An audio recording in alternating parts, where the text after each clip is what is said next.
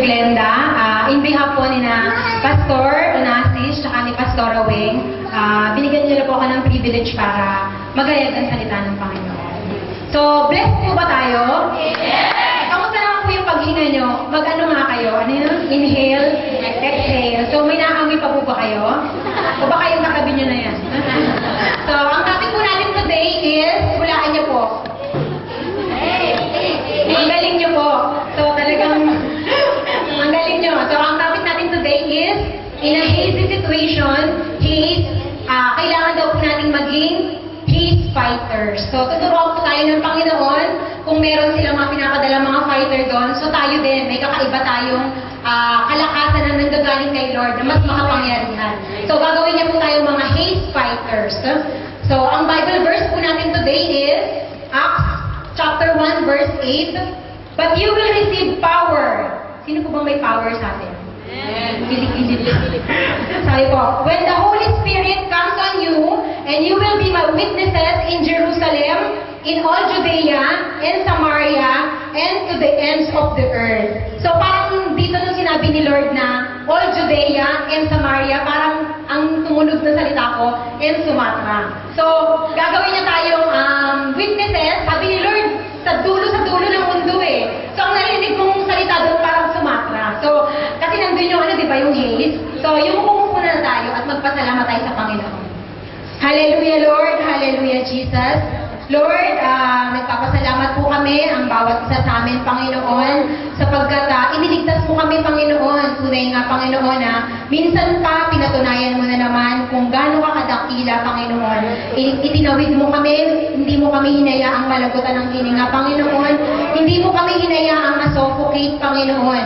Noong nakaraang mga araw, Panginoon, halos 10 days or 11 days din yun, Panginoon, na naranasan namin, Panginoon, na yung polluted air dito, Panginoon, na ibinigay mo. Alam namin, Panginoon, na ito, Panginoon, yung nangyari. Panginoon, sabi mo, all things are happen for the good, Panginoon. Hindi namin minsan maintindihan, hindi namin minsan malaman, pero ikaw, naniniwala kami. Ang Diyos na nakakaalam ng lahat. Kailangan lang namin tumawag sa iyo, Panginoon, at manalangin, Panginoon, na sa panahon na ito, Panginoon, nung panahon nagdaan, Panginoon, napatunayan mo kung sino yung mga true Christians, Panginoon. Sino yung tunay na tumatawag, hindi natakot, hindi nagdalawang isip na tawagin ang pangalan mo, Panginoon. Nagpapasalamat kami sa buhay ng bawat isa, Panginoon, na iniligtas mo kami muli, Panginoon. Sa lahat ng mga kapatid ko, Panginoon, na naririto, Panginoon, pagpalain mo nga kami, Panginoon, minsan pa ng salita na nanggagaling sa iyo. Gamitin mo lang akong maitili, Panginoon. Tunay nga, Panginoon, na wala namang deserving, Panginoon. Walang perfect na tao, Panginoon. Gamitin mo lang kami, Panginoon. Ako, gamitin mo bilang mouthpiece mo, Panginoon. Gamitin mo lang ang bibig ko, Panginoon, ang buong pagkatao. Ano man ang kahinaan ko sa mga oras na to, Panginoon. Ikaw, Panginoon, ang manguna sa gawain na to, pagkat ito'y service mo, Panginoon. Hindi to service ng tao, ito'y gawain mo. Yung mga kapatiran namin, Panginoon, bigyan mo, Panginoon, ng open heart, open mind, Panginoon. At hayaan mo na minsan pa, patalinuhin mo kami para sa kung dumating na naman, Panginoon, ang mga pagsubok, matagpuan mo kaming handa, Panginoon. Ikaw na rin po ang bahala, Panginoon, sa mga bisitang ipinadala mo. Alam namin, ikaw yung nagpo-provide, Panginoon, ng mga fruits, Panginoon. At ikaw rin, Panginoon, ay ang may karapatang magpanatili nito. Ikaw na rin po ang bahala, Panginoon, sa lahat ng gagawin pa namin. At patuloy ka lang mangusap sa bawat isa. Tulungan mo kami, Panginoon, ang Santong Espiritu mo. At huwag mo kaming hahayaang madisib ng kahit sino, Panginoon. Huwag mo kaming hahayaang antukin or anuman, Panginoon, ang inuutos sa amin ng kaaway ay sinasaway namin sa pangalan ng anak mong si Jesus. Ang lahat po'y magsabi ng amen. Pwede na po tayo umupo.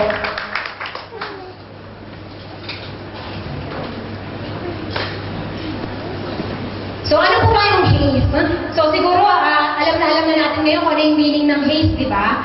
Haze is traditionally an atmospheric phenomenon where dust, smoke, other dry particles obscure the clarity of the sky. So nakita na po natin yung yung haze, kung paano yung idinulot niya sa paligid natin, di ba? Yung sabi natin yung Singapore, di ba? Clear, yung parang yung Singapore lang yung hindi polluted, pero minsan pa, pag si Lord, wala ka rin magawa yung tao, di ba? At saka all throughout Singapore, Singapore. Kinover niya po yung yung bansa. So kaya niya takpan, kaya niya, ang init nga ng pakiramdam, di ba? Kaya niya tayong, minsan nakakaramdam ka ng pagkatakot, yung parang, Lord, di ba sabi mo, gugunawin mo through apoy. Ang sanlibutan, sana hindi pa to. Yung parang, kasi ang init ang init ng pakiramdam, di ba? Pag nandun ka sa mataas na level, mausok, paglabas mo, parang pinagsisigahan, di ba? Ano to, parang Lord, ano ba itong nangyayari sa paligid, Besyo? Parang, tinala mo kami ng Singapore, di ba sabi mo, dito hindi polluted, yung parang ililigtas mo kami. So, minsan tatanong tayo sa Panginoon, pero mabuti yun, para alam ni Lord na lagi tayo tumatawag at umaas sa Kanya. So, ano po pong sabi? So, sabi, ano raw po ito? Ito yung fires of Indonesia, Sumatra, which have clothed Singapore in record-breaking haze, are raging on palm oil plantations owned by Indonesian, Malaysian, and Singaporean companies. Environmental activist group, Greenpeace International said. So ito raw po yung dahilan. Ito yung mga forest fires sa Indonesia, which is involving po yung Singapore, Indonesian, tsaka Malaysian. So lahat po ito, kasi dito po sa Singapore, wala naman silang sariling natural resources. So ginagawa po nila, kumukuha sila ng palm oil, yun, ginagamit nila yung lugar na yun. Ano pa po? Sabi pa po, kailan daw po ito nangyari? So for the past 11 days, starting from June 11 hanggang 22, sabi, this is happening every September to October, period, every year, since 1997. So ito raw pong forest fire na to, nagsimula pa last 1997. Ano pa po? Who are affected? So, ang apektado po ng mga case na to is Southeast Asian countries, neighboring Indonesia, like Singapore, Malaysia, the Philippines, Brunei, Thailand, and Indonesia. So pag nakita po natin later yung mapa, makikita po natin kung gaano yung kalawak yung ano niya. So sabi, Singapore's PSI index hit the critical 400 level on Friday, June 21, 2013. It is a life-threatening to the ill and the elderly. So tayo rin po, di ba? Tayo, di pa tayo matanda, pero feel natin, di ba, na nasuffocate tayo. Parang pag lumabas ka, parang hindi ka talaga makahinga, di ba? Ano pa po? Sabi pa, on Saturday, June 22, morning, 323 PSI. So, ang ibig sabihin po ng PSI, for your information po, sa mga hindi po nakakaalam, Pollutant Standards Index. So, sabi, hindi pa rin daw po ito acceptable. It's still in hazardous zone. So, parts of Malaysia close to Singapore have also been severely affected. Who are affected. So yun po, di ba, pinakita po sa mapa na talagang sapul na sapul po yung Singapore, di ba? Talagang, kung makikita po natin kung nagbibiyahe po tayo simula sa Pasir Ris or Jurong, or kahit libutin mo yung buong Singapore, talagang walang ligtas na lugar, di ba? Talagang inano siya talaga ng haze. Kasi tinan mo, kung ano talaga siya, yung parang kinover niya eh. Yung Philippines, safe pa, kasi ang layo niya, di ba? So talagang tayo po yung napuruhan talaga. Ano pa po? Who are affected? So, yan po, di ba? Sino po yung nagsuot ng mga mask sa atin?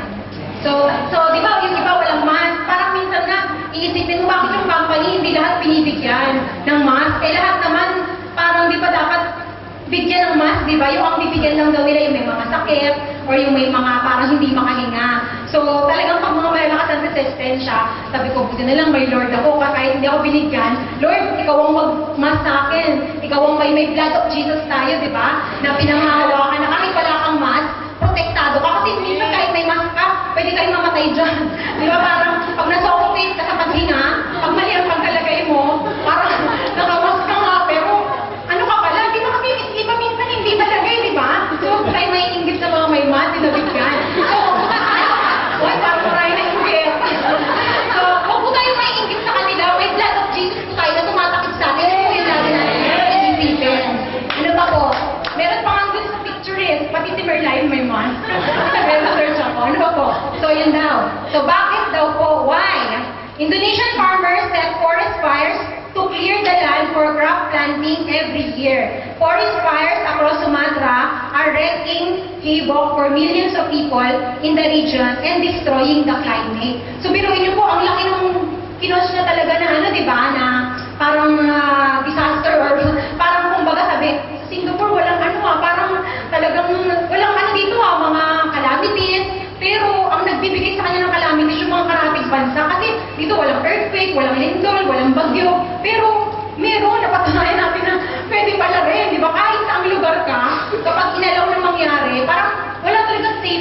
ang safe place lang natin, yung maka-attend tayo sa gawain ng Panginoon, di ba? Yung nasa Kanya tayo. Ano pa po?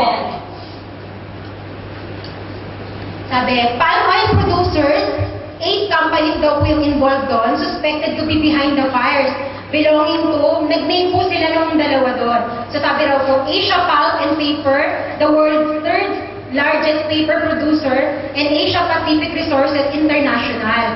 So forest fire affects around 200 hectares of land. So biruin niyo po, talagang parang kasing laki or mas malaki pa sa Singapore. Kaya tinan niyo yung usok, di ba?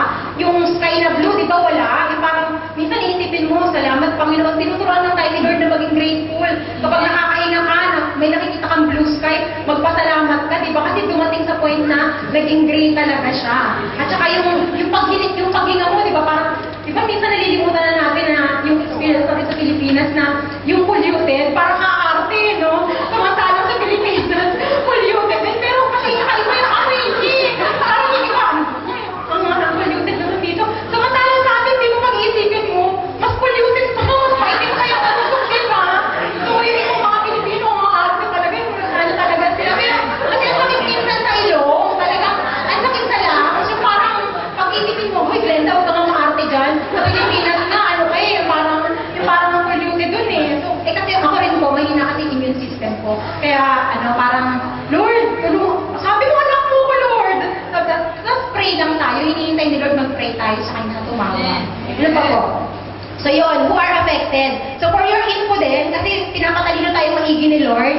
So sabi daw, ang normal at good PSI is around 0 to 50. Tapos 51 to 100, moderate. 101 to 200, unhealthy na daw yun. 201 to 300, very unhealthy. Tapos yung above 300, lumagpas siya, di ba? 400 siya. So hazardous. So magpasalamat tayo, di ba? Na buhay pa tayo hanggang ngayon, di ba? Kasi hazardous na yun eh. Tapos kung may ibang pang particles dyan, ipag-pray nyo kay Lord na mawala yan, di ba? Kasi tayo talagang mahirap huminga kasi, di ba? Talagang pag biruin mo na suffocate, kasi dito puro building, di ba? Talagang hindi nakadaan yung mga sa ibang hangin. Talagang wala kang malamhap na sarili. Kahit nasa mismong bahay mo eh. Or sa mismong mga hotel, amoy ano siya eh. Amoy usok din eh, napasok siya eh. Ano pa po? Ito raw po, ito yung mga causes. Farmers' method of clearing the land.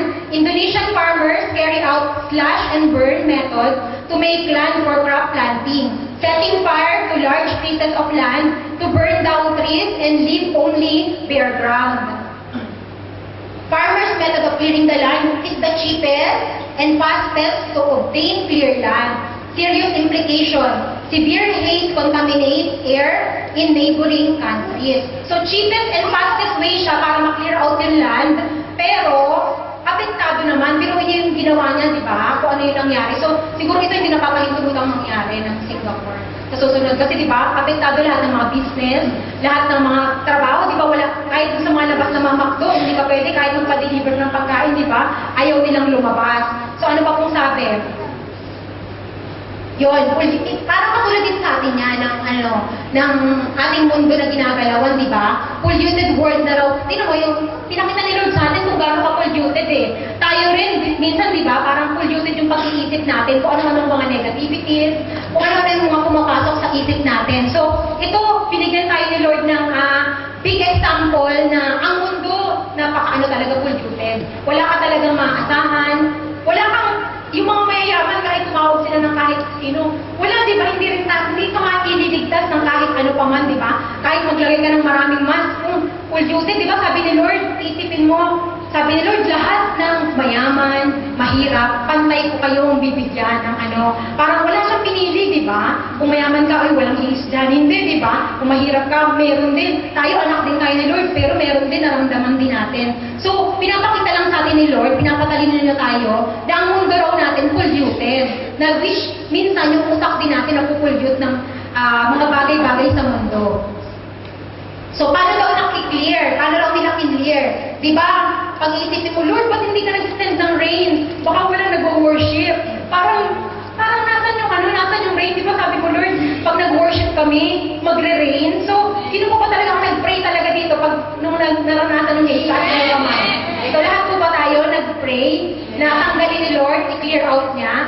So, yun, gumawa ng paraan yung Singapore din. So, sabi ang ginawa nila yung cloud seeding, which is, ano rin siya kasi poisonous, kasi may mga lalagay silang chemical para parang artificial rain.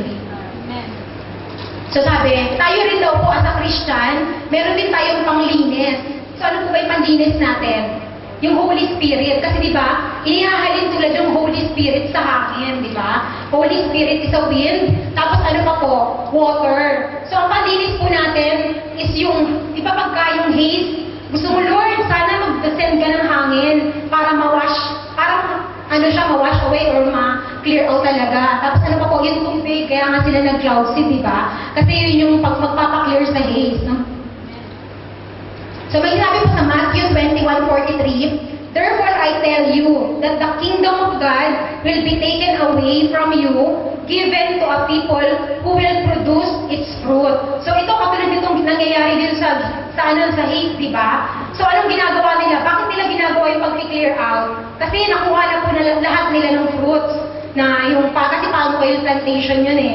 So lahat ng fruits na gather na nila, gagawin nila, i-clear out nila para magpatubo ulit ng bago. So inihahalin tulad, binigyan tayo ni Lord ng malaking example eh. Mahirap nga lang kasi ang hirap ng mahinga natin, di ba? Pero para maalala natin na tinan mo gumagawa si Lord ng paraan para ma-clear out or para malinis tayo, para daw maging fruitful tayo eh as a Christian, nililinis na tayo through baptism para makapag-produce tayo ng fruit. So, dapat walang isa man sa atin ang hindi nakakapag-produce, di ba? Kasi nilinis na tayo, tinanggal niya tayo, katulad ng sinabi ng sister natin kanina, di ba? Pinabago niya yung buhay natin. Nung nakakilala tayo kay Lord, binigyan niya tayo ng bagong buhay. Di ba sabi, ano raw ba tayo, mga born again Christian? So, tayo po, bagong buhay na natin. Bagong buhay, bagong pag-asa, di ba? So, ang purpose po natin, ang importance po dapat ng soul winning sa buhay natin na andun. So, ang unang-unang importance niya is to be saved and to save others. So, huwag po natin kakalimutan na tayo rin po, sinave tayo. Huwag natin kakalimutan yung ginawa sa ating pagliligtas, yung paglapit sa ating ng mga pastora, o may mga taong ginamit sa buhay natin. Kasi, kung paano po nila tayo pinag-pray, kung paano po nila tayo pinag-fast, yun din po yung gawin natin sa ibang tao. Huwag po tayo maging selfish na porkit tayo nakakilala, pabayaan na silang mamatay. Yung pabayaan na silang ano dyan, yung parang buti na lang, ganyan. Yung parang tagaan mo kapag minsan nga yung mga naririnig mo, sana tumaas pa yung standards para wala ng kaso. Ano ba eh? Maaari na tayo dito, masusubukin na tayo. Kasi sana kung makakapag-fly agad tayo ng Pilipinas, di ba? Eh kung hindi clear yung mga yung sa may airport, di ba? Kasi yung visibility ng doon, yung tawag doon, yung sa may tower doon. So, hindi rin tayo makakaalis ng basta-basta, di ba? So, tayo po, isinave tayo ng Panginoon para mag-save tayo ng ibang tao. Kasi sinabi po sa John 15:16, "You did not choose me, but I chose you and appointed you so that you might go and bear fruit. Fruit that will last, and so that whatever you ask in my name, the Father will give you." So, ito po, minsan nagtataka tayo, bakit kaya ako pinagmi-ministry pa ni Lord? Eh, alam ko sa sarili ko na hindi naman ako karapat-dapat. Kasi di ba, aminin po natin lahat wala namang karapat-dapat sa atin, di ba? Na minsan na parang, yung mga tao iba, diba, parang, wag na lang, kasi wag na lang ako, iba na lang tao. Yung parang, iba na lang piliin mo, Lord. Pero sabi niya hindi ikaw ang namili sa kanya, ikaw ang pinili niya, di ba? So, huwag tayo maarte, kasi pinili na tayo ni Lord, di ba?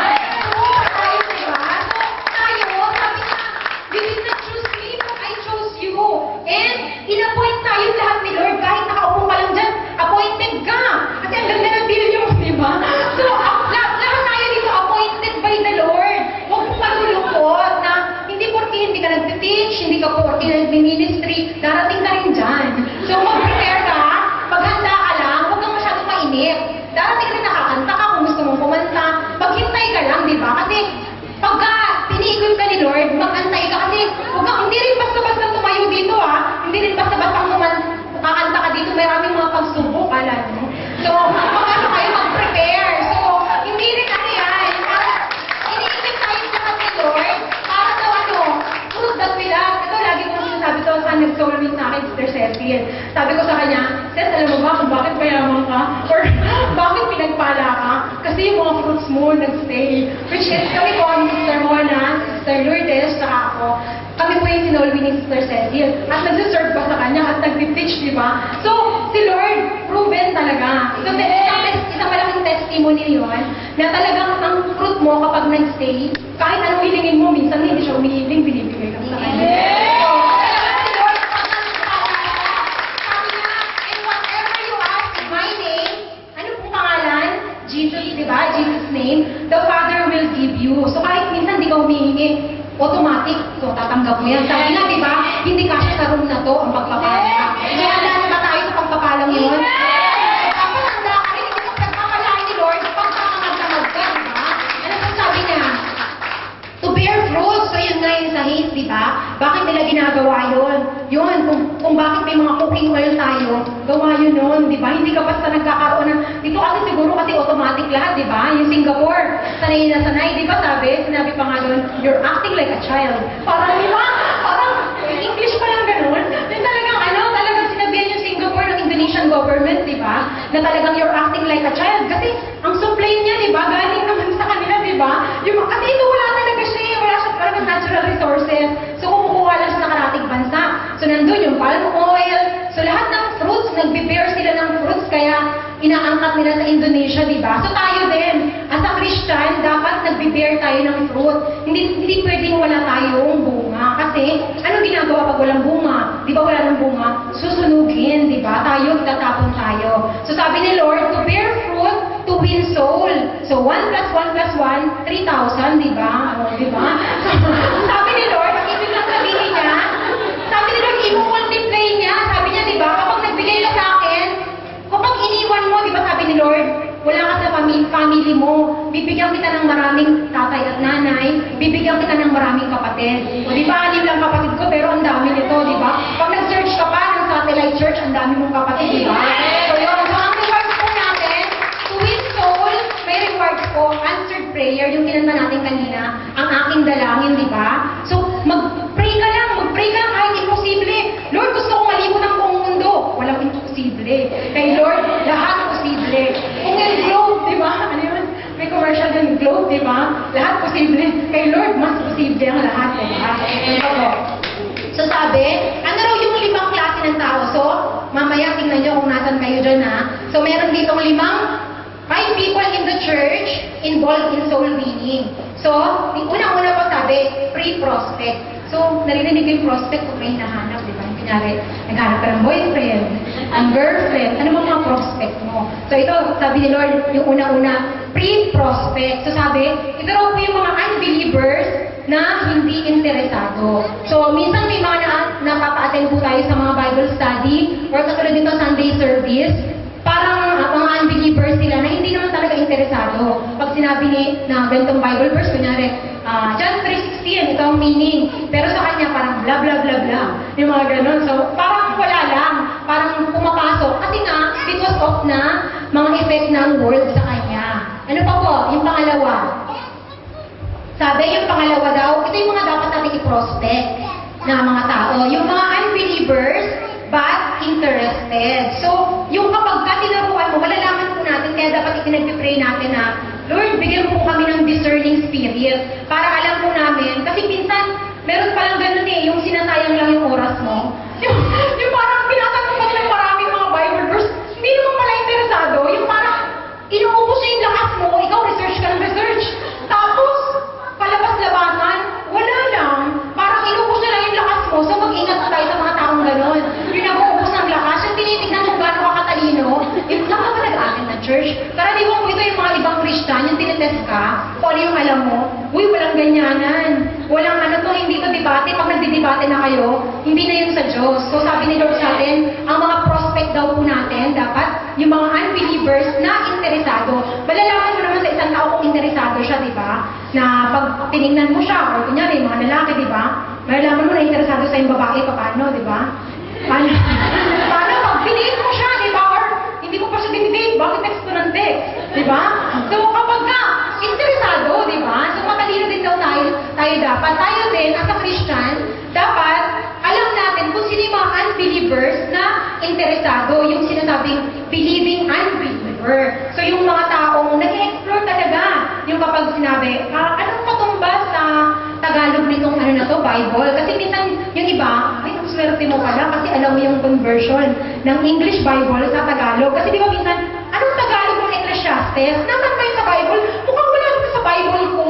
Diba? Sinasabi ng ibang tao, mga ngaral, yung mga ganun. So tayo, pag alam natin yung mga Bible, at hanapin natin doon, maswerte tayo eh. So yun yung mga unbelievers na interesado na dapat natin pinoprospect. Yung nakakapag-attend, yung talagang nagte-text sa'yo na, Sister, sorry ha, hindi ako makaka-attend. Yung talagang malalaman mo kung sino. So yun, papag-pray natin kay Lord, nabigyan tayo ng discerning spirit. Ano ba po? Yung pangatlo daw tao na klase ng tao na pumupunta sa church natin is yung mga new converts or members. Sino po ba dyan yung kakabaptize lang? Yung fresh na fresh last week. Wala. So, yung mga fresh na fresh, sabi, yung mga new converts or members, isa rin po yan sa mga klase ng tao na dapat natin isolvin. Yun. Kapag yung bagong tanggap, i-welcome po natin sila, huwag natin silang papabayaan. Huwag natin silang iwan sa isang tabi, di ba? Kasi, okay lang na tayo magkakasama, pero yung mga bago po, bago pa sila eh. So, minsan nagkakaroon pa sila ng, nai-insecure pa sila or parang hindi naman yata ako part, hindi naman yata ako belong. Eh sabi ni Lord, kung sino man yung pinadala niya, ano yun eh, kabahagi ng church natin. So, ibinigay niya yun sa atin para alagaan. So, ano pa po? Yung pang-apat, yung core members ng church natin. So, yan po yung mga nasa teaching, sa faces, sa music, sa children, sa helping, at saka sa sound tech. So, yung mga tao po na nagmi-ministry na. Panglima po, yung mga media. Natandaan ko ano yun? Manila International Airport, di ba? So, meron din pong meaning yan as a Christian life. So, yung mga media na po ng mga tao is yung mga missing in action. Silipin mo nga yung katabi mo kung yan yung katabi mo ng last week. So, meron din po isang tao or mga tao na missing in action or yung mga on-off or yung sinabi kanina na mga backslider na dapat natin ding abutin. So, yan yung mga 5 tao na matatagpuan natin sa church. Ano po yung una? Yung pre-prospect, yung prospect, yung pangatlo po, ano? New converts, yung pang-apat, core members, yung pang-5, is yung mga meeting in action and on-off backsliders. So, huwag po tayo, bantayan din natin yung katabi natin, di ba? Sabi nga dun sa news, di ba? Sabi, bantayan ang bawat family member nung may haze. Kasi di ba baka hindi na humihinga or ano, or buhay pa ba siya. So, tayo din po, binabantayan din dapat natin yung mga katabi natin. Tinetext natin sila pag wala dun sa tabi natin. So, anong yung objectives nitong soul winning natin? Sabi ko, how to make the good news relevant. So, paano po natin gagawing relevant yung mabuting balita? Paano natin i-relate sa buhay nila na itong Word of God? Kasi hindi pwedeng Word of God din ang sinabi sa ganitong verse. Eh, kailangan niyang nagugutom pala siya. Sabi ng Bible verse dyan. Eh, nagugutom pala siya. Tapos, papauwi na pala siya sa Pilipinas. Ano ka ba? Yung parang, di ba sabi, kailangan may action ka din. Ano yung pangalawa? Paano mag-communicate to people the gospel? So, kung paano natin ihahayag sa kanila itong gospel. Pangatlo, how to testify Jesus Christ. So, ito po, tuturuan tayo ng Panginoon. So sabi, number 3 objective, how to testify Jesus Christ. So katulad po ito kapag nakakain tayo ng masarap na pagkain, di ba? So, pag meron tayo natikman na masarap, di ba sinishare natin sa ibang tao, uy, masarap yung nakain ko dun sa ganitong restaurant, kain ka rito, or maganda tong place na to, punta ka. So katulad din ito, di ba, nakita ko lang to, so dun saan, ay hindi niya mabasa. So sabi doon, may sulat doon na nakalagay, it has only been a week of smoke, but people are already making so much noise. What about all the oxygen that Indonesia supplies to them during the rest of the year? So minsan tayo ganito din. What about all the good things that God does for us, di ba? Na kung paano ka nag-bless, inusukan ka lang, masyado ka naman. Di ba parang, nasa ng faith mo, di ba? Parang umus ko lang ng konti, parang nagalit ka agad kay Lord. Lord, asan ka na? Ang tagal mo namang mag-rain. Di ba parang, huwag pa po tayong gano'n. Pag may problema po tayo, inihahalin tulad po yun na kapag may problem tayo, huwag tayo magtatampo kay Lord. Kasi si Lord mas marunong yan sa atin. Alam niya kung anong ginagawa niya. At hindi tayo papabayaan. Kung sakaling kunin ka niya, panahon mo na, di ba? So huwag tayo malulungkot. So, kung lagi ng time na, kaya makikita tayo, di ba? Dapat anytime. Kasi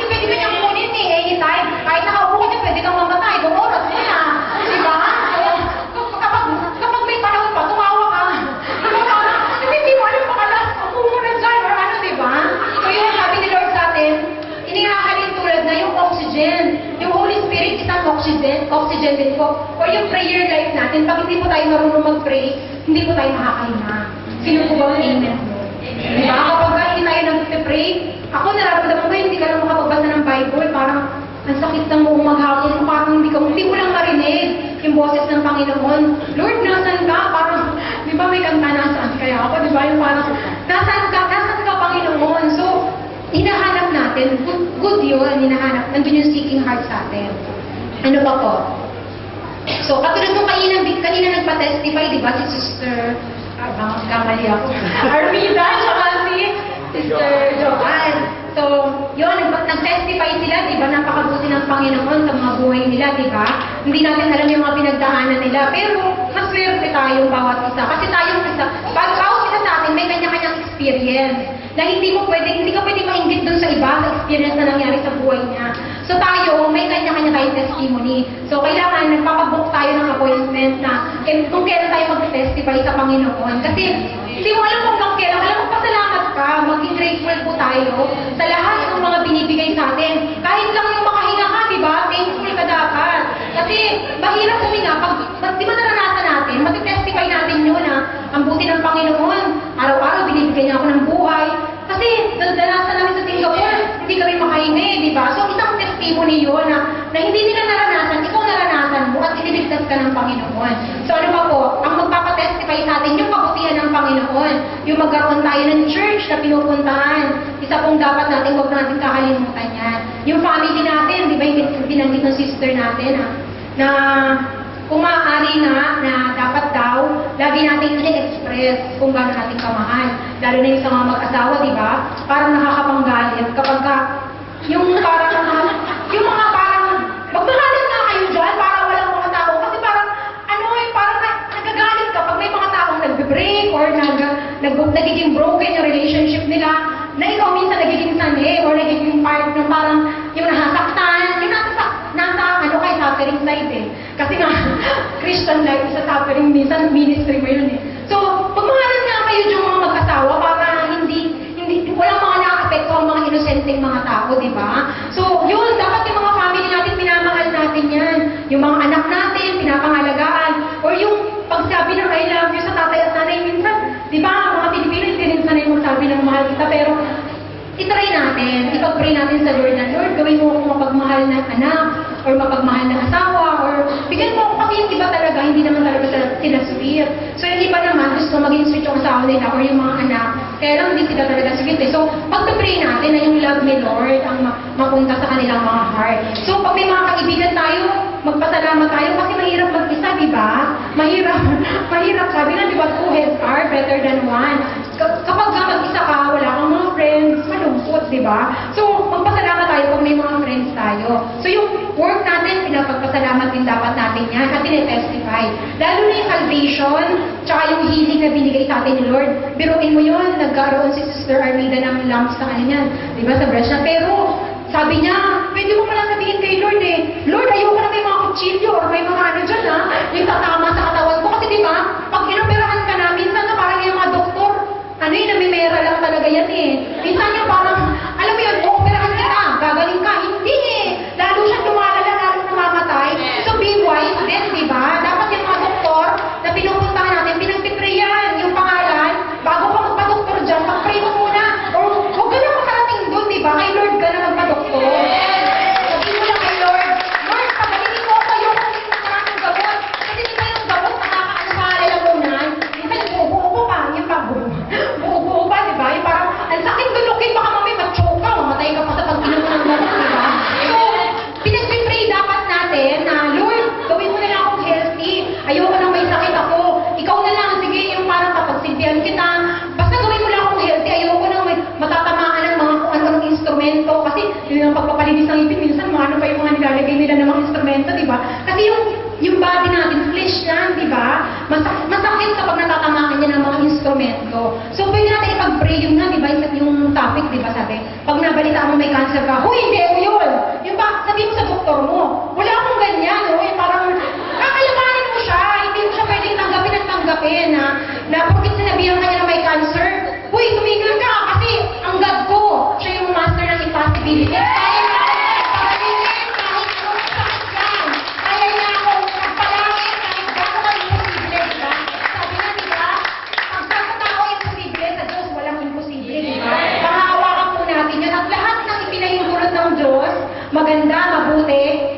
Diyos yun, may purpose siya. Ano pa po? So, sabi ng mga tao, kung meron 5 na mga tao sa church natin, meron din daw po 5 na excuses. Ano daw po yung mga excuse karaniwan? Number 1, sabi, I am too busy. Busy saan? So saan? Sa pag-Facebook ba? Sabi ng Bible, pati yung Bible nagsalita, read me. Siguro kung yung Bible nakakapagsalita, kunyari nasa tabi mo, tapos may problema ka, basahin mo kaya ako, nandito yung solusyon sa problema mo. Huwag kang mag-iiyak dyan. Yung iba, diba? Parang, nandyan lang, buklatin mo lang, makakatagpo ka na ng kalakasan. So, yung Bible po, unahin natin, huwag yung Facebook. Minsan, nakakapagpasakit lang yan eh. Yung mga nababalitaan mo dyan, or ipahuli mo na yan, yung Facebook. Tsaka huwag po tayo laging mag-Facebook. Di ba? Para, hindi, ibig sabihin, hindi naman ako again sa Facebook. Para, dapat mas more kay Lord. So, mas more po tayo sa Bible reading natin. Yung pagpapalakas natin sa Kanya. So, yung mga tao daw busy. Busy sa pagtatrabaho. Ayan, minsan iba't ibang telepono na yung hawak niya. If may ano ka na. Iba-iba, may gadgets ka pa. So, nako-confuse ka na kung saan. So, sabi, ayun, di ba, nagpatayo pa siya ng dam na, which is, ang tubig, sagana sanang dadaloy, gumawa siya ng sarili niya. Minsan, ganun daw po tayo. Kaya tayo nahihirapan pag minsan, sarili mo yun eh. Sarili mong choose yun eh. Parang, ikaw pumili niyan eh, di ba? Si Lord, binibigyan tayo ng pagkakataong mamili. Nasa sa atin kung ano yung pipiliin natin. Ano pa po? So sabi, number 2, ang reason daw is, your family is first. So, minsan, dapat ang God ang first sa buhay natin. Kasi hindi pwedeng maging una yung family. Kasi yung family, bigay lang sa atin ni Lord. So sabi sa John 7:5, for even His own brothers did not believe in Him. So tayo rin po, di ba, sino po nakakaranas sa atin dyan na nare-reject po ng ating mga magulang? Kung sino po yung naging Christian na silang maging Christian, yung mga anak po, taas mo yung kamay ng unang naging Christian ng mga anak. So minsan pagka tinatanong natin or ini-encourage natin yung parents natin, di ba ayaw nila? Parang, bata ka pa, tapos ako pagtatabihan mo, di ba? Parang ang layo na narating nila. Pero wala pong imposible sa Panginoon. Pinag-pray po dapat natin yon. At tayo rin bilang anak nila, mag-provide tayo. Yung parang ipakita natin sa kanila na nagbago tayo. Kasi doon sa work natin na yun, doon sa action natin na yun, mapapakita at mag-glorify po yung kahit hindi ka magsalita, malalaman na, ba't anak ko parang nagpunta lang ng Singapore, nagbago na. Sa yung ibang positive way. Yung iba, bakit nagpunta ng anak ko sa Singapore, ba't nagkaganito to? Hindi ba? Sa yung iba, bakit nagpunta ko si ano? Parang bumait siya. Yung mga gano'n. So, dahil kay Lord, tatanungin ka ng tatay mo, bakit ganyan ka na ngayon? Ano yung nagbabago sa'yo? Di ba? Mag-glorify natin ang Panginoon. So, sabi dito ba? God first, bro. God first, brothers and sisters. Kasi sabi ni Lord, when we put God first, all other things fall into their proper place. So gusto po natin bang si Lord na mismo ang mag-ayos ng mga gusot natin sa buhay, mga physical man yan, emotional, financial, tsaka spiritual, unahin po natin ang Panginoon. Diba po? Go, bear fruit, and make fruit remain. So sabi sa Acts 8:1-4, and Saul approved of their killing him, the church persecuted and scattered. On that day, a great persecution broke out against the church in Jerusalem, and all except the apostles were scattered throughout Judea and Samaria. Godly men buried Stephen and mourned deeply for him. But Saul began to destroy the church. Going from house to house, he dragged off both men and women and put them in prison.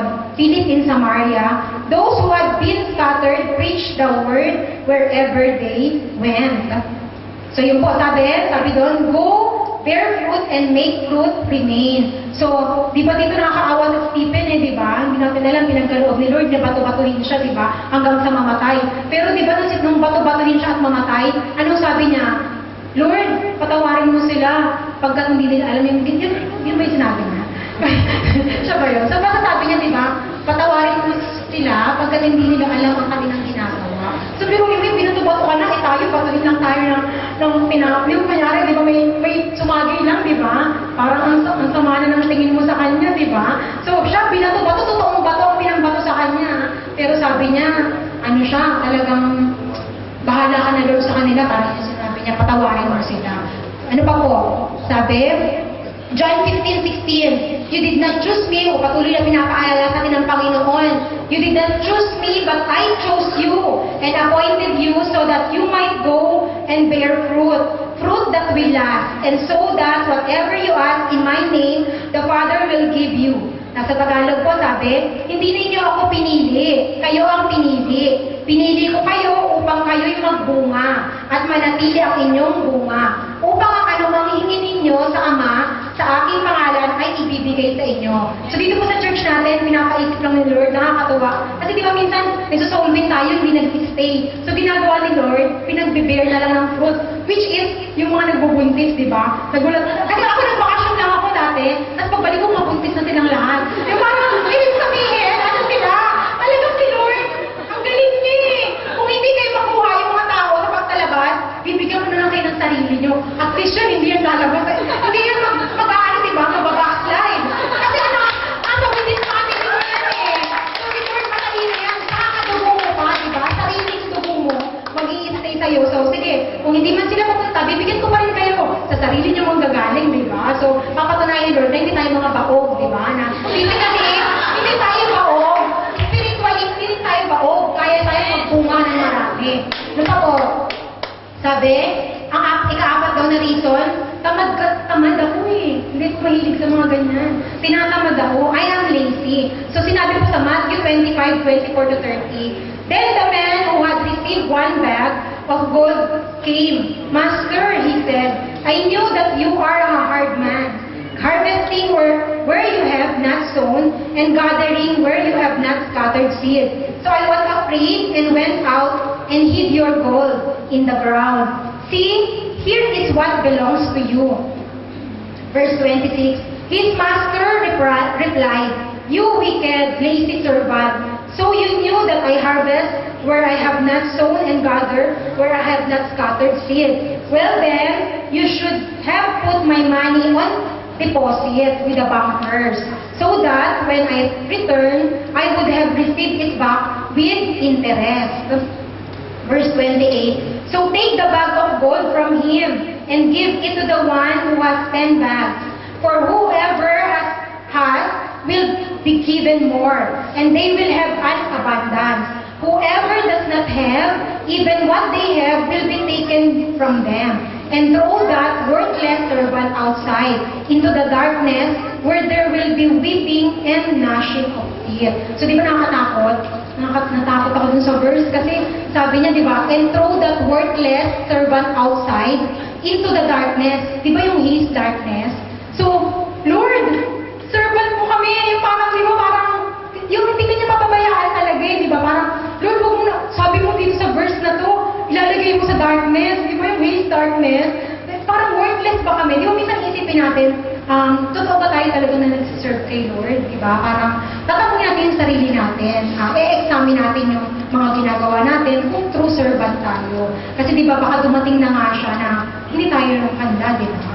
So yun. So sabi ni Lord sa atin, yung wala daw, tatanggalan pa, diba? Yung meron, magkakameron pa. Diba pag minsan isipin mo, bakit siya mayaman na mayaman? Yung mayaman pa. Ba't yung mahirap? Lalong mahirap. Kasi tamad siya eh, di ba? Yung parang maghapon, nakaupo lang dun sa labas. Di ba, yung mga naglalasing, yung mga sa mga iskinita, di ba? Naabutan mo dun, papasok ka. Tapos paglabas mo, lasing na siya, buong maghapon siya nandun. So, pag wala, lalo pa ang tatanggalan, di ba? So, maswerte mo tayo, patuloy tayo pinapatalino ng Panginoon para magbunga tayo. Hiningi niya sa atin yung mga bunga natin. Ano pa po? Yung ika-apat pa yun, I am lazy, di ba? So sabi, kapag walang bunga, katulad noon, yung ginagawa nila na pagsusunog, wala na kasing bunga eh. Kaya kailangan sunugin yung area para mag-clear out at magpatubo ulit ng mga bago. So kaya tayong palitan ng Panginoon, kaya tayong tanggalin. Kasi nauupuan natin na yan. Hindi yan kahit naka-seatbelt ka dyan, hindi ka pa rin safe. So kahit nasaan ka, kahit naka-ano ka dyan, hindi ka permanente. Kung hindi ka magbubunga, at ang ibig sabihin ng bunga minsan, sa sarili mo din, kung nagbubunga ka, hindi lang yung physical na nagsusolving ka, dapat yung sarili mo masolving mo eh. Minsan mahirap dalhin yung sarili mo sa church. Di ba? Ang tamad mo, tumayo ka na. Yung parang, di ba minsan, pag linggo, syempre Saturday, yung iba nga Monday to Sunday pa nag-work eh, di ba? Pasalamat tayo na meron tayong Sunday. Yung iba, nag-aano yung spirit na mag-Sunday. So, baka ibigay nila yung pwesto na yan doon. So, matakot po tayo, di ba? Kasi baka tayo sunugin or itapon ng Panginoon. Ano pa po? Yun nga, 1 Thessalonians 5:14. And we urge you, brothers and sisters, warn those who are idle and disruptive, encourage the disheartened, help the weak, be patient with everyone. So, si Lord talagang mabait, di ba? Papagalitan ka niya, pero i-comfort ka rin niya. So, sabi ni Lord, warn daw po natin, pero huwag naman in a harsh way. Ipag-pray mo muna, tapos sabihin mo kay Lord, Lord, ano ba yung tama kong sabihin? Or iparamdam mo na lang sa Kanya na kung paano siya dapat gumawa or paano siya dapat maging, para hindi siya maging tamad or maging ano siya sa'yo, servant mo talaga. So, i-encourage natin yung mga broken-hearted, mga ganon, or yung mga tao na nanghihina. So, ano pa po? Be patient daw with everyone. So, lahat daw po tayo kailangan maging pasyente. Patient kasi kailangan mag-wait tayo, di ba? Pag patient, dapat patient ka talaga, nag-wait ka sa queue. So, tayo din, maghihintay rin tayo sa blessing natin. Hindi agad-agad. Lord, pengin pera. Ngayon na, $100 kailangan ko. So, hindi agad-agad. So, may proseso yun, di ba? Ano pa po? So, 2 Thessalonians chapter 3, verse 10. For even when we were with you, we gave you this rule. The one who is unwilling to work shall not eat. So yung mga ano rin natin, mga kamag-anak natin sa Pilipinas, huwag natin silang gawing tamad. Huwag natin bigyan ng bigyan sila ng parang sobra pa, di ba? Minsan, bigyan na sila ng needs nila, di ba? Kaya sabi ni Lord, pangit din daw ang hindi nagbibless sa family. Kasi, mas higit pa siya sa mga unbelievers. So, tayo, i-bless natin sila, yung tama lang, huwag yung patiluho nila. Bilan mo ka ng ganito, bill mo, ikaw, naghihirap ka dito ng pagtatrabaho, di ba? At sa pagpamoy ng usok, di ba? Yung sila ba, naamoy nila, di ba? Parang hindi naman, di ba? So, tayo, i-take care din yung sarili natin, mag-save din tayo para sa sarili natin, kasi walang ibang tutulong eh. Pero dito, di ba, ang yaman lang talaga ng Singapore, eh, kaya nagawa niya ng paraan. Kung sa mahirap na bansa ito nangyari, baka maraming namatay, di ba? Kasi, mayaman lang talaga to eh, di ba? Na nakapag-provide siya talaga, di ba? Ng tulong. Sabi pa nga, di ba? Sabi ng Indonesian government, di ba? Hindi ko yung tatanggapin kapag hindi 1 million or, di ba? Sabi, demanding pa. Choosy pa siya, di ba? 500 kung kalahati lang daw na million, ayaw niya, di ba? Huwag na lang. Parang marami silang, parang confident siya, di ba? So, tayo din daw po ganun. Dapat, hindi natin pinapakain, kinugutom daw natin, pinagpapasting natin. Kasi makakabuti yun sa kanya, di ba? Na pinagpapasting natin sila. So, ano pa kung sabi? Number 5, sabi, ano raw yung number 5 na excuse? Ay, hindi, I have not learned. So, sabi rito, hindi ko magaling dyan eh, hindi ko magaling magbigay ng mga Bible verse or mga, hindi ko kaya yan. So, sabi ni Lord dito, 2 Timothy 2:15, do your best to present yourself to God as one approved, a worker who does not need to be ashamed, and who correctly handles the word of truth. So sabi ni Lord, dapat daw pinag-aaralan natin kung paano tayo magiging approved. Dito sa company natin, sinisikap natin na maging best employee tayo. Si Lord ang tunay nating boss, di ba? So kung may karapat dapat umangkin ng pagka-approved worker natin, si Lord John. So kung may the best tayong pagsisilbihan, unahin natin yung Lord. Pero huwag natin i-neglect din yung company kasi doon makikita na ano ka, at kay Lord gagaling, di ba, Kristiyano ka. So yun, sabi ni Lord sa atin, kailangan maging approved worker tayo. So Matthew 11:29, take my yoke upon you and learn from me, for I am gentle and humble in heart, and you will find rest for your souls. So sabi ni Lord dito, yung pasanin mo, ibigay mo sa akin. Dito sabi ni Lord. Kasi sabi niya, gentle daw siya and humble in heart, and you will find rest for your souls. So ito yung pagpunta natin sa gawain niya. Ito, pag-learn natin ito sa Kanya. Tapos, di ba, hindi naman tayo, tinataktan ko ba kayo? Di ba, hindi naman? So, yung word of God, hindi siya nananakit, di ba? Nananakit siya, pero may comforting din siya na words, di ba? So, itong mga ginagawa natin ito para sa Kanya is a rest for our souls. Sabi pa, sa Hosea 4:6, my people are destroyed from lack of knowledge. Because you have rejected knowledge, I also reject you as my priest. Because you have ignored the law of your God, I also will ignore your children. So gusto po ba natin na pag tumawag yung mga anak natin, hindi diringgin ng Panginoon? Di ba ayaw natin? So sabi ni Lord, pag lack of knowledge din daw, mare-reject tayo di ba? Tapos madadamay pa, pati yung mga susunod na henerasyon sa atin. So tayo, minsan isipin natin maswerte tayo kasi tayo yung mga generation na inabot na ready na yung Word of God, di ba? Hindi mo na kailangan ipaglaban yung pilas-pilas na Word of God, di ba? Nandiyan na siya, di ba? Given na siya sa atin.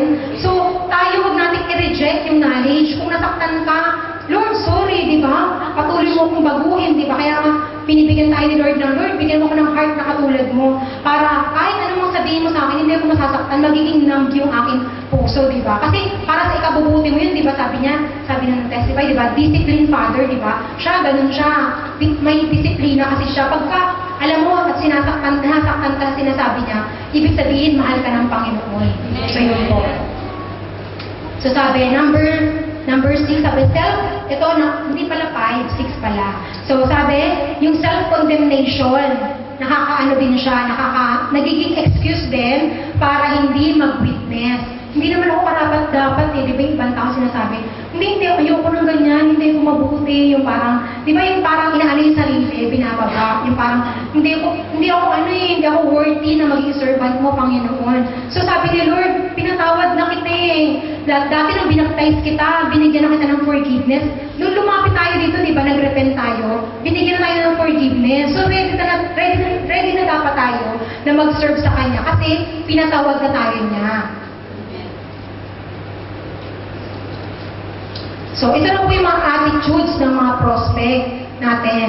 So, number 1, they are struggling for financial security. Sino po bang hindi nangangailangan ng pera?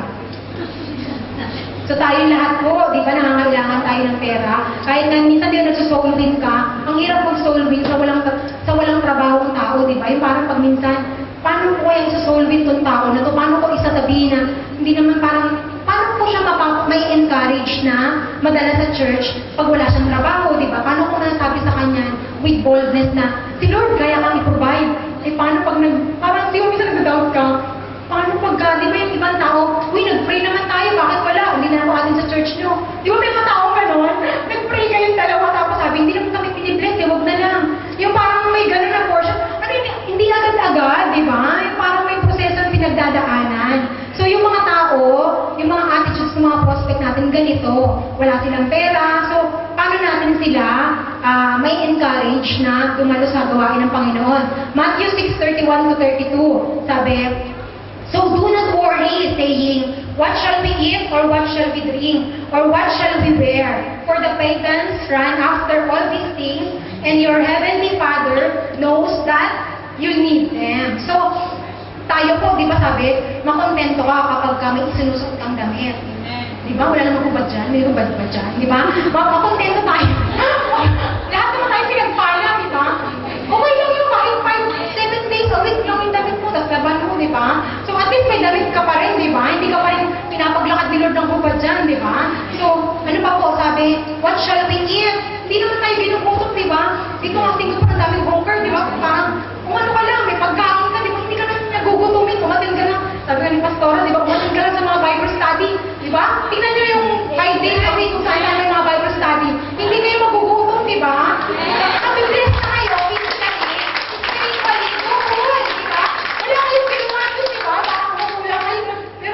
tinitingnan din niya yung heart, huwag masyadong greedy, di ba? Yung parang, lahat na yung Bible study, natingnan mo para makakain ka naman libre. So, tinitingnan ni Lord yung heart mo kung tunay na ang hinahanap is yung Word of God. So, sabi ni Lord, hindi niya tayo gugutumin Pag nagsaserve ka kay Lord, hindi ka magugutom. Yung talagang, ako nga nag-bless ako kay Sister Connie kasi kahit lunch time, parang ako rin nahihiya Pabayaran na lang kita ng lunch ko parang, kasi kumain ka, nagagalit ko pag di ako kumakain doon. So, talagang ano siya, yung parang kapag given, kapag nagsaserve ka kay Lord, given din yung blessing. So, nagsumusunod yun. Kasi sabi niya doon kasi hindi lang niya nalagay. So, sa chapter 30, verse 33, di ba? And all these things shall be added kung unahin natin ang Panginoon. So, ano pa po? Yun nga, yung mga attitudes. May mga prospect tayo na napaka matutulungin. So, sila yung mga helpful to neighbor. So, sabi ko, Ephesians chapter 2, verse 8 to 9, "For it is by grace you have been saved, through faith, and this is not from yourselves. It is the gift of God, not by works, so that no one can boast." So, pag nag-boast na po tayo, or feeling natin nagiging proud na tayo, porque nag-serve ka kay Lord, hindi maganda po yun, ha. Porque nag-serve ka, parang mayabang ka, gano'n, hindi pwede. So, sabi ni Lord sa atin, kapag pinagpala ka, hindi yan dahil sa kabutihan mo. Kasi minsan, di ba nararamdaman mo, bakit inaano ka ni Lord?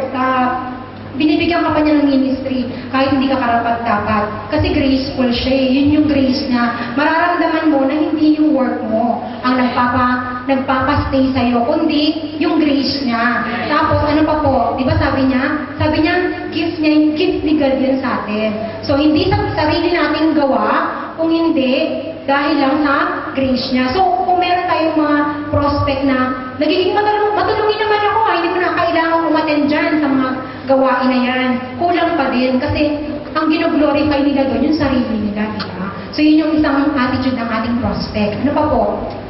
So number 3, make pleasures and leisure their priorities. So meron po ba tayong mga in-invite dito na pumunta ng Sentosa? Or hindi sila pwede pumunta kasi may haze, di ba? So, di ba minsan ginagawa ni Lord ng paraan, di ba, na hindi ang buhay talaga, hindi sa mag-enjoy, di ba? Lahat, di ba, nakita natin, natakpan, pati yung mga MBS, yung mga cable car, talagang makikita mo na pag si Lord ang gumawa or umaksyon, talagang kaya niyang burahin. Kaya niya tayong burahin. Naniniwala ba kayo na yung Singapore kaya niyang i-wash out, di ba? Tinan mo, tapunan lang niya tayo ng haze. At yung paano kung halimbawa sobrang lakas ng apoy umabot dito, di ba? Kaya niya tayong tanggalin eh. Kasi ang liit lang niya, di ba? Eh si Lord talagang pag minsan nagalit yan, sobra siyang magalit, di ba? Kasi nagigrid na yung spirit niya. Baka may sinasabi siya eh. Minsan natatanong kami, baka may pagkakamali yung mga nasa kataas-taasan eh. Di ba? Parang ba't nangyari ito? Ba't napahintulutan? So si Lord laging may purpose kung bakit nangyayari yung mga bagay. Kasi yung mga tao daw na yun, yung mga prospect natin, mahilig sa pleasure and leisure. At yun yung ginagawa nilang priority. Sinabi po sa 2 Timothy chapter 3 verse 1 to 4, "But mark this, there will be terrible times in the last days. People will be lovers of themselves, lovers of money, boastful, proud, abusive, disobedient to their parents, ungrateful, unholy." Verse 3 po, sabi, "Without love, unforgiving, slanderous, without self-control, brutal, not lovers of the good." Verse 4, "Treacherous, rash, conceited, lovers of pleasure rather than lovers of God." So, talagang nakalagay sa Bible eh, di ba? Ang Bible matagal nang isinulat, pero alam na ng Panginoon eh, na ang attitude ng mga prospect, make pleasures and leisure their priorities. So, sila po yung mga tao na mahilig sa pleasure. So, paano kaya natin sila masosoul win? Di ba? Mag-asin tayo sa Panginoon kung paano natin sila madadala na hindi parating kaligayahan. Di ba minsan, ikaw din nararanasan mo, pag sobrang kaligayahan din, sobrang pagsasaya, minsan nakakatawa din, di ba? So, nandun din na, hindi tayo sinari ni Lord sa mga pleasure and leisure. Ano pa po? Some things that science is more reliable than religion. Sinabi po sa 1 Corinthians chapter 1 verse 11, "My brothers and sisters, some from Chloe's household have informed me that there are quarrels among you." So dito po dumadaan din tayo. Minsan, kahit sa kapwa church member natin, nagka-quarrel, di ba? So ayaw po ni Lord na nagka-quarrel tayo. Or kahit yung mga unbeliever, di ba, na pinaprospect natin, ang attitude nila, may pag-aaway, or yung mga, minsan kahit marinig mo lang sila, di ba, minsan, kung magsabutan, yung parang, di ba, marinig mo yung mga bad words. So, ito, pinagdidebatehan din, di ba, na ang mundo ba gawa sa Big Bang Theory, yung mga ganon? Di ba yung mga scientists or yung mga marami silang dinidevelop, lalo na kapag yung mga science, nagbibilib sila sa science, na ang world daw is gawa ng Big Bang Theory or biglang sumulpot or ang tao daw galing sa unggoy, yung mga ganon, di ba? Nag-emerge lang. So, ito po yung mga tao na mas higher yung ano nila, belief nila sa science. So, katulad itong nangyari sa, di ba? Dito sa Hayes, di ba? Na ang nangyari, sabi doon, said that plans to use cloud seeding to unleash rain over Sumatra and put out the fires were also underway. And it was hope helicopters would be dispatched all Friday. So, nandun yung isang kinuha ko sa news. So, di ba sinabi doon, naniniwala sila na yung science makakapagparin. Nag-uulan ba? Di ba parang wala namang ulan? So, si Lord lang ang makakapagpaulan ng tunay na hindi nakakasakit, di ba? Kasi yung ulan na yun, kapag naulanan daw po tayo, cancerous sa atin yun. Or kapag nalanghap natin yun, papasok sa lungs natin, which is magiging cancerous. So, siguro hindi na pinahintulot ni Lord na umulan dito na galing doon. So, usually po, talagang kapag nasa-cloud seed sila, nagpo-pour out ng rain. So, siguro dun lang sa side na merong sunog.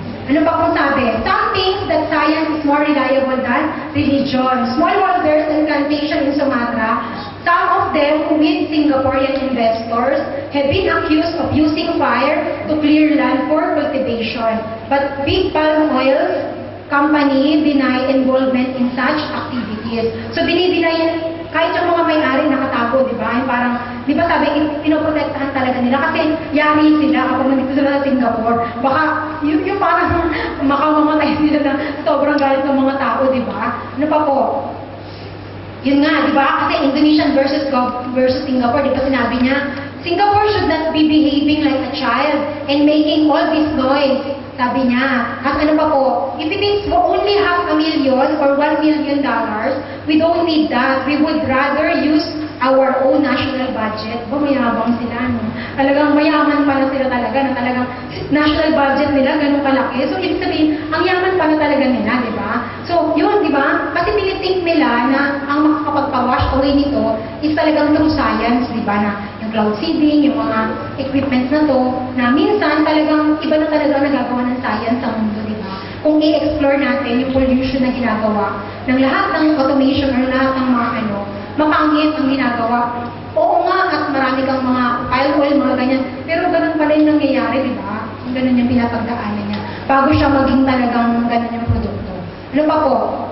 So sabi, ano pa pong attitude? Warning about the risk in their relationship. Matthew 10, verse 34 to 36, do not suppose that I have come to bring peace to the earth. I did not come to bring peace, but a sword. Ano pa po? For I have come to turn a man against his father, a daughter against her mother, a daughter-in-law against her mother-in-law. A man's enemies will be the members of his own household. So nakalagay po talaga sa Bible na minsan sa pag-share natin ng gospel or kapag i-encourage natin sa kanila, parang tayo pa yung masama, di ba? Parang hindi tayo nagkakasundo gawa doon. Pero nakalagay sa Bible kasi na within sa family din natin, minsan yun yung nagdi-disagree sa atin. Pero huwag po tayong mawala ng pag-asa. Never give up, sabi ni Lord. Basta patuloy natin silang ipag-pray yung mga prospect natin. So number 6, afraid to abandon traditional values. Matthew 15:9, they worship me in vain. Their teachings are merely human rules. So ito yung mga natututunan natin dito. Hindi lang to human rules, di ba? Ito God's rules to. Talagang galing to. Hiningahan to ng Panginoon itong Bible. Kasi meron din po ako na-meet na atheist na talagang sabi niya, ang Bible daw is fantasy. So di ba parang dapat tayo mismo sa sarili natin kailangan maramdaman natin. Kaya dapat binabasa natin para maramdaman natin na talagang hiningahan ng Panginoon, talagang kapag binabasa natin, kinakausap tayo. Kasi baka tayo oo nga, parang fantasy lang naman. Baka mapa-oo tayo, di ba, na fantasy, parang fantasy lang. Kasi hindi naman yata totoong may lugar na ganun So tayo, dapat, as a Christian, equip tayo para pag may dumating na taong ganun. Kasi baka madisig tayo di ba? So dapat equip natin yung sarili natin. Number 7, afraid that it is just for money purposes. So yung iba talagang, sarili mong family, sasabihin sa'yo na, hindi, nagpe-pera lang yung church nyo di ba? Na may mera lang. So minsan talaga yung mga attitude ng prospect natin, talagang iniisip, pera-pera lang, di ba? So, pero tayo sa sarili natin, na witness natin na hindi lang doon. Kapag nga nagbigay ka, di ba sabi ni Lord, you will not have, papatunayan niya, di ba? Papatunayan niya sa atin lahat.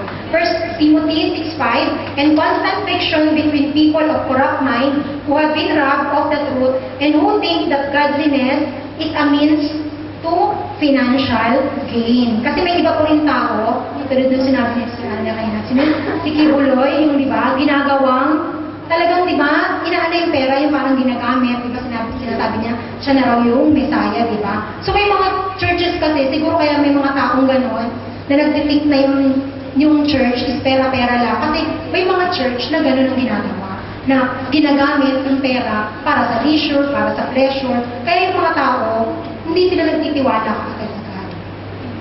Number 8, afraid of extremities. 2 Timothy chapter 4, verse 3 to 4. For the time will come when people will not put up with sound doctrine. Instead, to suit their minds in their own desires, they will gather around them a great number of teachers to say what their itching ears want to hear. They will turn their ears away from the truth and turn aside to myths. So yun, may mga tao na, katulad dito, yung sa Hays, di ba? Yung government daw, dapat ang role niya talaga is mag-play essential role in tackling the Hays situation. Needs to be very strict toward farmers and organizations contributing to Hays. Catch responsible individuals and groups red-handed and punish them by fining them heavily or even jailing them.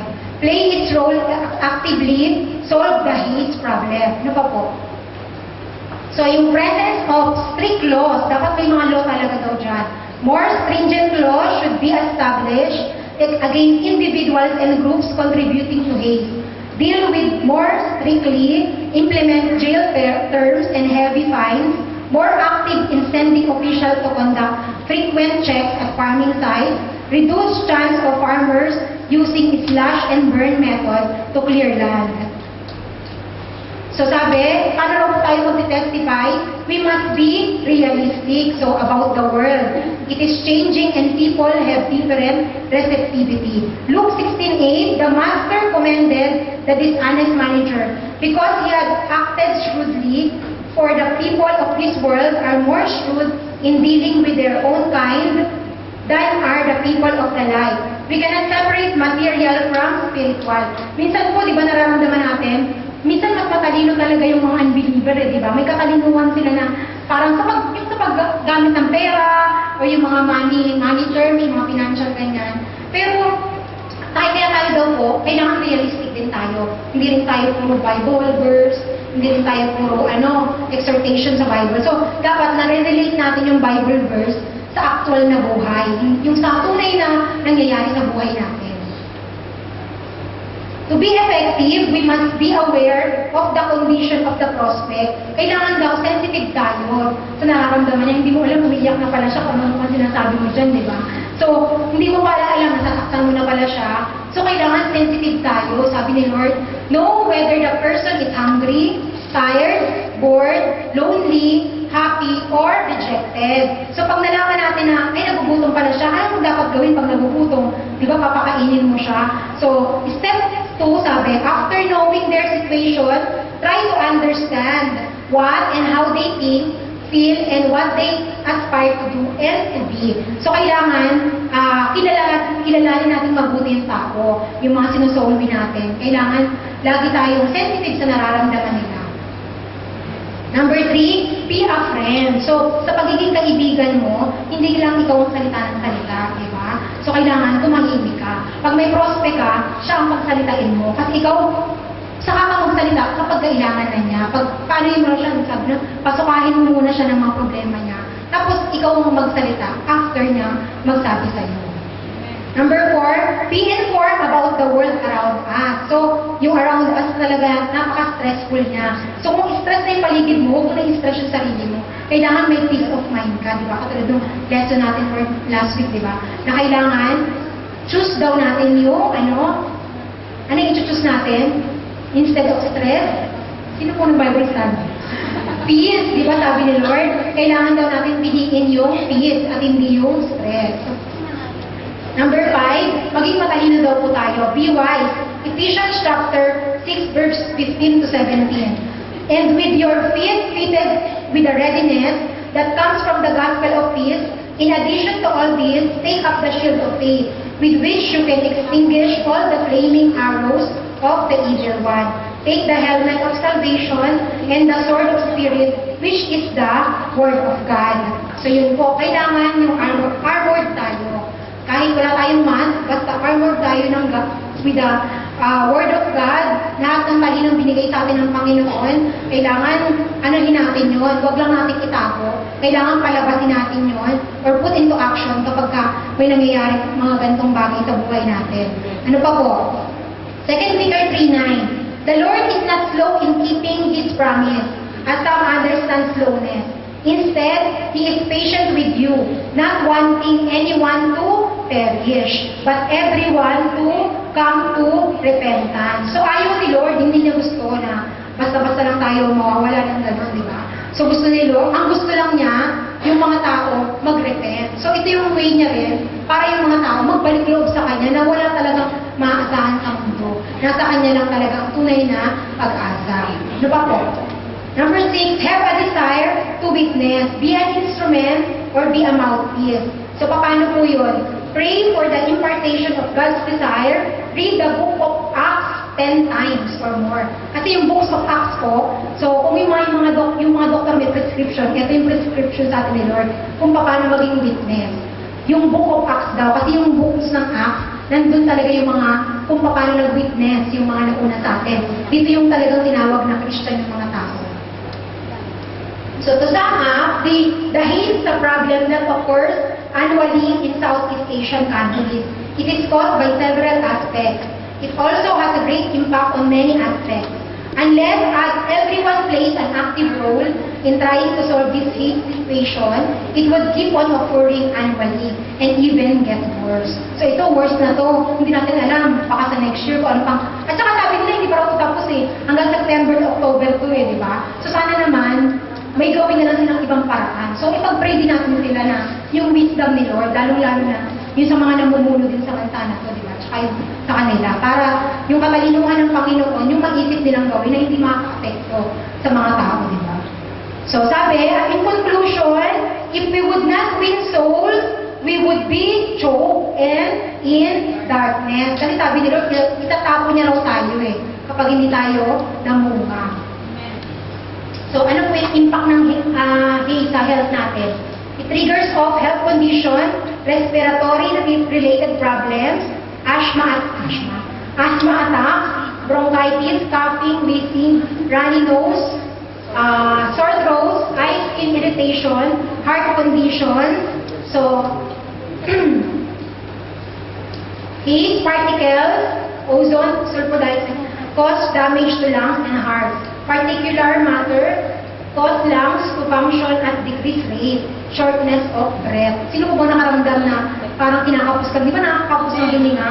Lalo na yung mga nag-work outside or yung sa mga field work. So sa environment po, ano po yung naging cause niya? Fires produce greenhouse gases, sulfur dioxide, ozone, nitrogen, yun po, affect atmosphere negatively, speeds up global warming, which is yun nga, climate change, saka unpredictable weather. So, hindi po natin nakita yung sky natin na blue, di ba, ng mga nakaraang araw.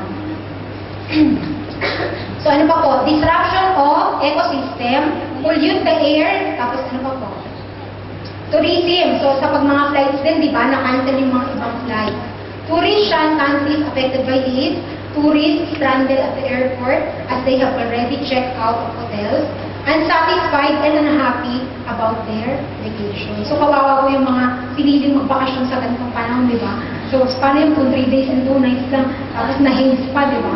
So, parang mapangit yung experience nila na i-testify sa pag bumalik sila sa bansa nila. So, parang sinasabi ni Lord na hindi puro pleasure. Tinan mo, naging haze lang, di ba? Parang talagang si Lord lang talaga ang tunay na pleasure natin. Ano pa po? Economy, surge in medical costs, di ba nagkaubusan ng mga mask?